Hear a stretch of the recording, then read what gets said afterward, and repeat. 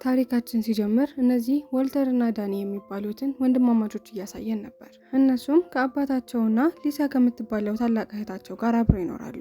ወላጆቻቸው ከተፋቱ ብዙም ስላልቆየ ቤት ውስጥ ያለው አየር ሁልጊዜ በውጥረትና በጭንቀት የተሞላ ነው። ወንድማማቾቹም ቢሆኑ በፍጹም አይስማሙ። በትንንሽ ምክንያቶች እየፈለጉ ከባድ የሆነ ጠብ ይፈጥራሉ። ታዲያ አንድ ቀን እንደለመዱት በሚጣሉበት ጊዜ አባታቸው ጠረጴዛው ላይ በጣም የቢሮ ጠቃሚ ወረቀቶችን በመደርደር ስራ እየሰራ እያለ ሳያስቡት የሆነ ነገር ይደፉበታል። በምላሹም ጠረጴዛው ላይ የነበሩ ሰነዶች በሙሉ ስለተበላሹ አባትየው በችኮላ ወደ ስራ እንዲሄድ ይገደዳል። አባታቸው ከመሄዱ በፊት ወደተኛችው ልጁ ይሄድና ልጆቹን እንድትጠብቃቸው ይነግራታል። ነገር ግን እሷ ተኝታ ስለነበር ያለውን ነገር ምንም አልሰማቸውም ነበር። አሁን ላይ ቤት ውስጥ ያሉት ሶስቱ ልጆች ብቻቸውን ነበር።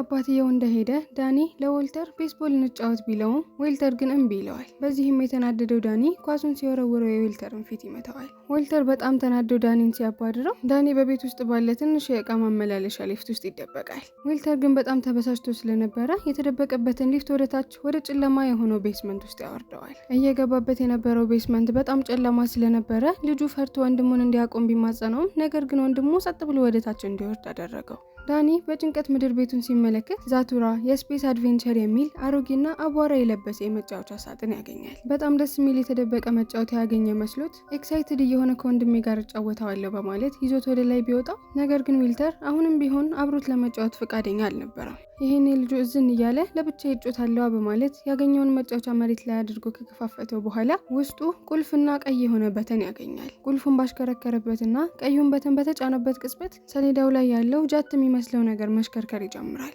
ከትንሽ ሰከንዶች በኋላ መሽከርከሩን አቁሞ የሆነ ካርድ ያወጣለታል። ልክ ካርዱን አውጥቶ ሲያነበው ሚዲዮር ሻወር ኮከቦች ወደ ቤትህ ይዘንባል ይላል። ወዲያውኑ የቤቱ ጣሪያ ተሰባብሮ ከሰማይ እሳት የሆኑ ድንጋዮች በቤቱ ላይ መዝነብ ይጀምራሉ። ሁለቱ በጣም በመደንገጥ ተነስተው ተደብቀው የሚፈጠሩትን ነገሮች በሙሉ ሲመለከቱ የሚዘንበው እሳታማ የሆነ ጠጠር ጌሙ ያለበት ቦታ ላይ ብቻ እንደሆነ ይገነዘባሉ። ፎቅ ላይ ሄድፎን አድርጋ ተኝታ የነበረችው ደግሞ እህታቸው ሙዚቃ እያዳመጠች ስለነበር እታች እየተፈጠረ ስላለው ነገር ምንም አይነት አይዲያ የላትም። ሁሉም ነገር ጸጥ በሚልበት ጊዜ ልጆቹ ቀስ ብለው ወደ ጣሪያ ይመለከታሉ። በተሰበረው ጣሪያ በኩል ትክክለኛ የሆኑ የሚያምሩና የሚያንጸባርቁ ከዋክብቶች ይታያሉ። ዳኒ በሚያየው ነገር እየተገረመና በተመስጦ ከዋክብትን እንደዚህ በቅርብ አይቼ አላቅም። ነገር ግን ትልቁ የሚያስደነግጠው ነገር ዎልተር ፊት ለፊት ያለውን በር ሲከፍተው ነበር የታያቸው። ቤታቸው አሁን ምድር ላይ አይደለም ያለው፣ በጠፈር ውስጥ በጁፒተር ዙሪያ እየተንሳፈፈ ነው። ባዩት ነገር በመደናገጥ ወደ ሊሳ እየሮጡ ሄደው የተፈጠረውን ነገር በሙሉ ሲነግሯት እሷ ግን እስከዛሬ የሚያደርጉት የጅል የሆነ ቀልዳቸው ይመስላትና ዞር በሉልኝ ከዚህ ስትል ትጮህባቸዋለች። እነሱ ተስፋ ባለመቁረጥ የተፈጠረውን ነገር እየነገሩ ሊያሳምኗት ቢሞክሩ ምንም እንኳን ናቸው። ነገር ግን እዚህ ቤት ውስጥ ልክ ያልሆነ ነገር እየተፈጠረ እንዳልሆነ ውስጧ እየጠረጠረ ነበር። አሁን ላይ ጌሙን የመጫወተው ዎልተር ተራ ነው። ቁልፉን አዙሮ ቀዩን በተን ሲጫን በድጋሚ ሌላ ካርድ ይወጣል። የወጣውን ካርድ ሲያነቡት ወደ ካፒቴንነት አድገሃል፣ 2 እርምጃዎች ወደፊት ሂድ ይላል። በተባለውም መሰረት መጫወቻው ላይ ያለው ነገር 2 እርምጃ ወደፊት ይሄዳል። ነገር ግን በዚህ ጊዜ ምንም አይነት አደገኛ ነገር አልተከሰተም ነበር። ይህ ማለት ጨዋታው ላይ የተጻፈው ነገር በሙሉ እውነት ይሆናል ማለት ነው። ነገር ግን ትልቅ የሆነው አደጋ ገና አልተጀመረም ነበር። ሊሳ ካሁን አንድ ነገር ተፈጠረ ብላ ስትጠብቃቸው ምንም የሚፈጠር ነገር ስላለየች በጣም ትናደድና የክፍሏን በር በኃይል ትዘጋባቸዋለች። ዎልተር እንደገና መጫወት ፈልጓል። ነገር ግን ልክ ቁልፉን ሲጫን መጫወቻው በፍጹም አይንቀሳቀስም። በዚህ ሰዓት ዳኒ ጨዋታውን መጫወት ያለባቸው በየተራ እንደሆነና ያለ ተራ እሱ ምንም ቢጫን እንደማይሰራለት ይገባዋል። አሁን ላይ የዳኒ ተራ ስለሆነ ቁልፉን አዙሮ ቀዩን በተን ሲጫን ሮኬቷ 4 እርምጃዎችን ወደፊት ትሄዳለች። አሁን ላይ ካርዱ ሲወጣ እሱ ላይ ተጽፎ የነበረው ለ5 ተራዎች ከሁለታችሁ ውጭ እዚህ ቤት ያሉት ሰዎች በሙሉ ጥልቅ የሆነ እንቅልፍ ውስጥ ይገባሉ የሚል ነበር። ቤት ውስጥ ደግሞ ከነሱና ከእህታቸው ውጭ ሌላ ሰው ስላልነበረ እሷ ከነበረችበት ክፍል በጣም በረዷማ የሆነ ነጭ የሆነ ጭስ ይወጣ ጀመር። ልጆቹ በፍርሃት ወደ ውስጥ ሲገቡ ሊሳ ሙሉ ለሙሉ በበረዶ ሰውነቷ ተሸፍኖና ደርቃ ያገኟታል። ለቀጣዮቹ 5 ተራዎቻቸውን ተጫውተው እስከሚጨርሱ ድረስ እንደዚሁ ነው ደርቃ የምትቀረው። ልጆቹ ተደናግጠው ወደ ውጭ እየሮጡ ከወጡ በኋላ ዳኒ ህጎቹን ማንበብ አለብን ሲል ለወንድሙ ነገረው። ዎልተርም ህጎቹን ከፍቶ ማንበብ ሲጀምር ዛቱራ ለደካሞች አይደለም፣ አንዴ ከተጀመረ መጨረስ ያለበት ጌም ነው የሚል ጽሑፍ ነበር። ዎልተር ቀና ብሎ ወደ ወንድሙ ከተመለከተ በኋላ ይህንን ጌም መጨረስ አለብን፣ ካለዚህ ምንም አይነት አማራጭ የለንም ሲል ነገረው። ጨዋታቸውን መጫወት ቀጠሉ። አሁን ላይ የዎልተር ተራ ስለሆነ ቁልፉን አዙሮ ሬድ በተኑን ሲጫን ሮኬቱ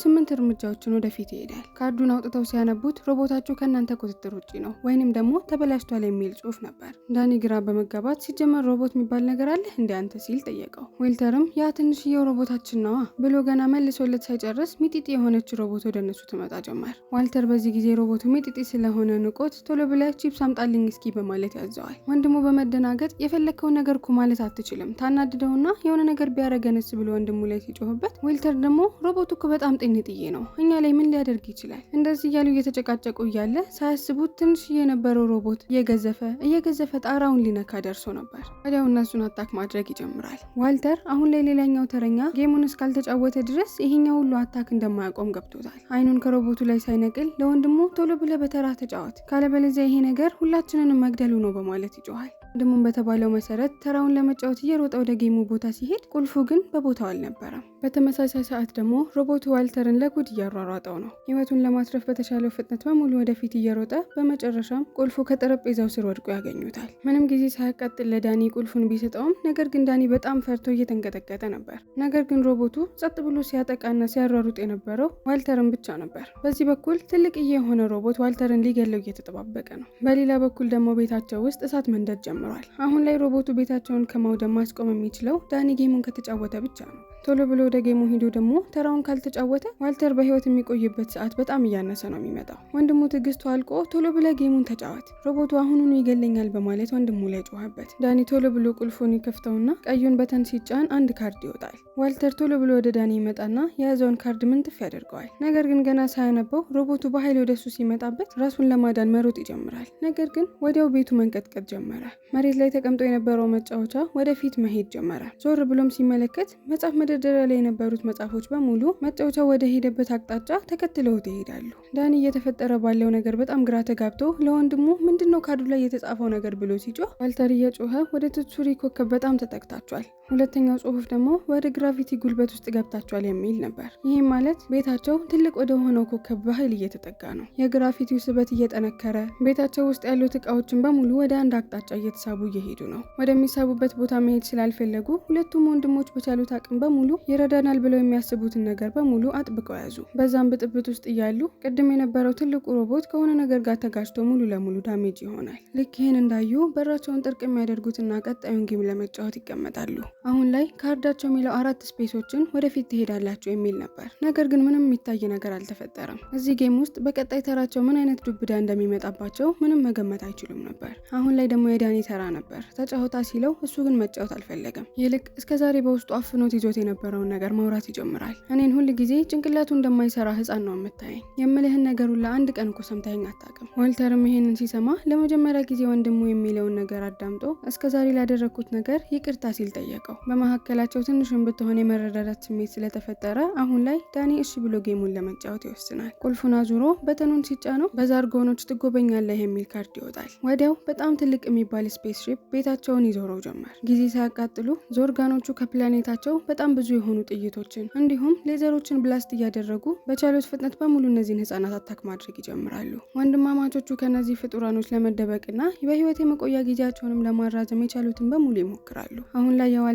ተራ ስለሆነ ልክ በተኑን ሲጫን ሪፕሮግራም ተብሎ የተጻፈበት ካርድ ይወጣል። ነገር ግን ሁለቱም ካርዱ ላይ የተጻፈው ነገር ምን እንደሚል አልገባቸውም። ጭራሽ ወደ መስኮቱ ጠጋ ይልና እጁን ከፍ በማድረግ ካርዱን ለዞርጋኖቹ የሆነ ነገር ማድረግ ከቻሉ ብሎ ሲያሳያቸው እሳት ይተኩስባቸውና መስኮቱን ያፈነዱታል። ዞርጋኖቹ ታዲያ እነሱን አታክ ማድረጋቸውን በርትተው እየቀጠሉ ስለነበር ዋልተር በጣም በመናደድ ወንድሙ ላይ አሁን ያንተ ተራ ነው ሲል ይጮህበታል። ወንድሙም ተራውን ሲጫወት አስትሮናት ይመጣላቸዋል፣ እሱን ደግሞ ታድናላቸው የሚል ጽሁፍ ነበር የተጻፈበት። አሁን አስትሮናት በዚህ ሰዓት ኬት ነው የሚመጣው እያሉ ግራ እየተጋቡ እያለ በሩ ይከፈትና ትክክለኛ የሆነ አስትሮናት ቆሞ ይመለከታሉ። የመጣውም ሰውዬ ማነው ወደዚህ ቦታ እንድመጣ ይጠራኝ በማለት ሲጠይቃቸው ዋልተር ከአጠገቡ ተቀምጦ የነበረው ወንድሙ ላይ እጁን ይጠቁማል። ልክ የመጣው ሰውዬ ይህንን ሲያይ አሁን ቶሎ በሉና ቤት ውስጥ ያሉትን ኤሌክትሮኒክሶች እንዲሁም ደግሞ ማብራቶቹን አጥፉ፣ እነዚህ ዞርጋኖች በእሳት በማብራትና በሙቀት ይሳባሉ። ልክ ይህንን ሲሰሙ ወንድማማቾች በቻሉት ፍጥነት በሙሉ የተባሉትን ማድረግ ይጀምራሉ። በዚህም ጊዜ ቶሎ ብሎ አንድ ሀሳብ ይመጣለትና ለሰውየው ቤታቸው ውስጥ የነበረው ሶፋ ላይ እሳት ለኩሶበት በበሩ በኩል ገፍተው ወደታች ይጥሉታል። ዞርጋኖቹን በእሳትና በብርሃን ስለሚሳቡ እሱን እየተከተሉ ሶፋ ወደሚወርድበት ቦታ ይሄዳሉ። ታዲያ ወዲያው ሰውየው ወደ ስፔስ ከተላከ በጣም ረጅም ጊዜ ሆኖት ስለነበርና ትክክለኛ ምግብን ከተመገበ ስለቆየ ፍሪጁን ከፍቶት ሆዱ እስከሚፈነዳ ድረስ ያገኘውን ነገር በሙሉ ይመገብ ጀመር። ይህንን ሲያይ ዋልተር በጣም በመናደድ ከቤታችን ውጣለን ሲል ይጮህበታል። ሰውየውም ይህንን ሲሰማ አንተ ያልከኝን አልሰማም፣ አንተ አይደለህም የጠራኸኝ፣ ወንድም ሂድ ሲለኝ ብቻ ነው ከዚህ ቦታ የምሄደው በማለት ለዋልተር ይመልስለታል። ዳኒ እንደፈለክ መቆየት ትችላለህ በማለት ለሰውየው ፍቃዱን ይሰጠዋል። ዳኒ ይህንን ያለበት ምክንያት ህይወታችንን አድኖልናል ብሎ ስለሚያስብ ነበር። ነገር ግን ዋልተር ይህንን ሲሰማ በጣም ይናደዳል። አሁን ላይ ሶስቱም ጌሙን ከበው ተቀመጡ።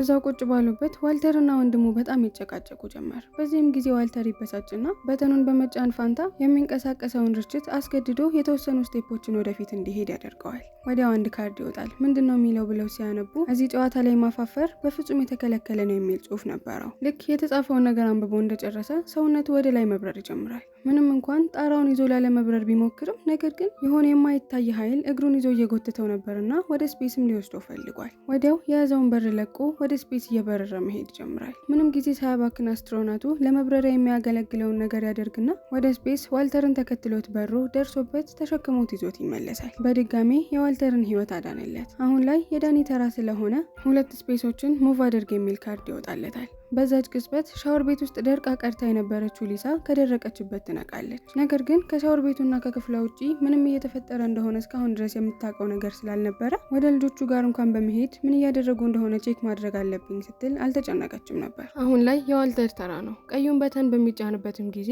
ሌላ ካርድ ይወጣለታል። ተወርዋሪ ኮከብ አሁኑኑ ያልፋል፣ የምትፈልገውን ምኞት ተመኝ የሚል ነበር። ልክ ይህንን ሲታይ በጣም ደስ ይለውና ወደ ታናሽ ወንድሙ በመዞር አየህ፣ ማንኛውም ጌም ቢሆን እኮ እኔ ነኝ የማሸንፈው፣ እንደማሸንፍ ነግሬህ ነበር። ነገር ግን ወዲያው እነዚህ ወንድማማቾች በድጋሚ ኃይለኛ የሆነ ጭቅጭቅ ውስጥ ይገባሉ።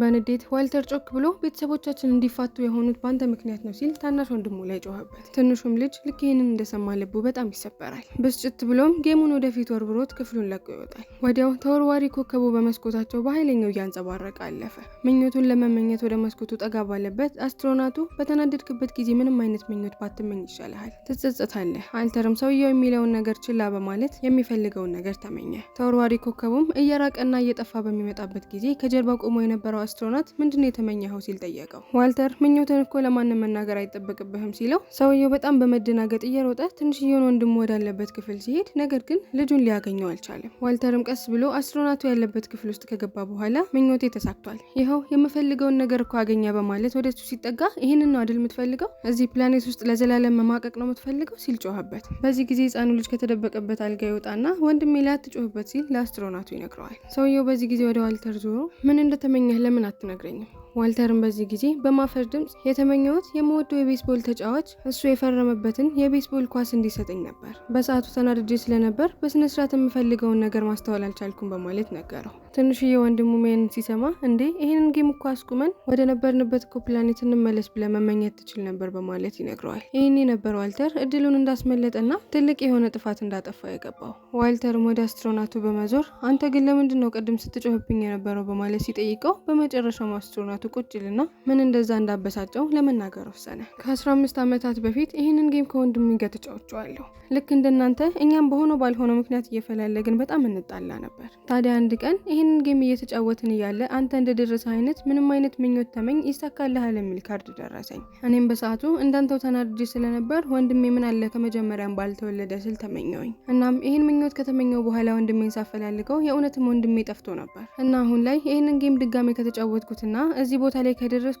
ድሮ ያበላሿቸውን ነገሮች በሙሉ አሁን የማስተካከል እድል ያለኝ መስሎኝ ነበር። ነገር ግን ያንን ምኞት ከተመኘውኝ በኋላ የወንድሜ ተራ ነበር። እኔ ጨዋታውን ልጫወት ብፈልግም ነገር ግን የኔ ተራ ስላልነበረና የጨዋታው ህግ ደግሞ ተራን በጣም ስለሚያከብር ይኸው ለ15 ዓመታት ከፕላኔት ርቄ እዚህ ስኖር ነበር።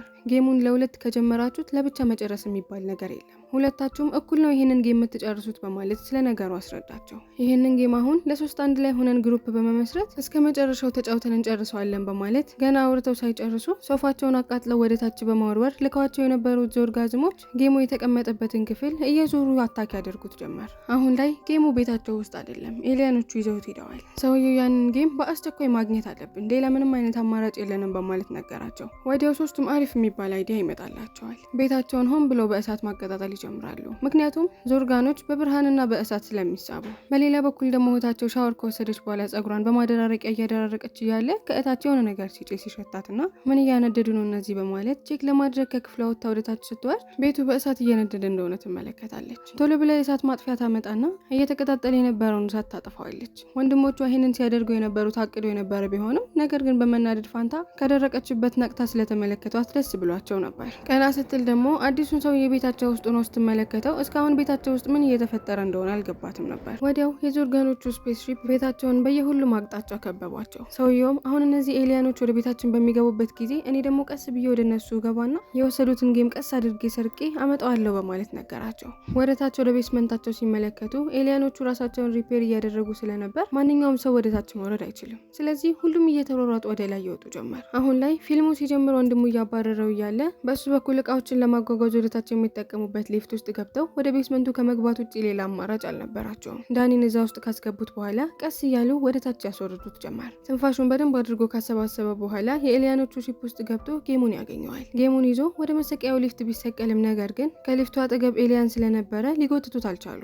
ዋኪታኪውን በማውጣት እባካችሁ እርዱኝ እያለ ሊጣራ ቢሞክር ነገር ግን ድምጹን ኤሊያኑ ሰምቶ ነበርና እሱን ሊጎትቱ የሚችሉበትን ገመድ ይቆርጠዋል። ኤሊያኖቹ አሁን ዳኒ የት እንዳለ ስላወቁ ድምጹን ሰምተው እሱን አታክ ለማድረግ ቀስ እያሉ ወደሱ እየተጠጉ ሲመጡና እሱም በቃ አለቀልኝ ብሎ ተስፋ እየቆረጠ ያለ ታላቅ ወንድሙ ይመጣና ቶሎ ብሎ በሩን ከፍቶ ወደ ውስጥ ያስገባዋል። ነገር ግን ገና ደህና ነን ብለው ሳያስቡ ነበር ተሰባብሮ ወድቆ የነበረው ሮቦት ራሱን ጠግኖ እነሱን አታክ ለማድረግ ወደ እነሱ ይመጣል። ያኔ ሲያባረር የነበረው ዋልተርን ስለነበር አሁንም ልክ ፊት ለፊቱ ዋልተርን ሲያገኘው አንገቱን ንቅ ያደርገዋል። ኪሱ ይዞት የነበረውና ትርጉሙ ያልገባው ካርድ ያወጣና ለሮቦቱ ሪፕሮግራም የሚለውን ጽሑፍ ሲያሳየው አንገቱን ልቅቅ ያደርገውና ፊቱን አዙሮ በቤት ውስጥ የነበሩት ኤሊያኖችን በሙሉ አታክ ማድረግ ይጀምራል። አሁን ላይ ኤሊያኖቹ ሂደው እነሱም ደግሞ ጌማቸውን በሰላም መጫወት ይችላሉ። አሁንም ላይ የዋልተርን ተራ ስለነበረ ጎልደን የሆነ ካርድ ይወጣል። ተወርዋሪ ኮከብ ይመጣል፣ የምትፈልገውን ምኞት ተመኝ የሚል ነበር። አሁን ላይ በንዴት ሳይሆን በጥበብ ነበር ምኞቱን የተመኘው። አስትሮናቱ ከ15 ዓመት በፊት ያጣውን ወንድሙን መልስለት ሲል ተናገረ።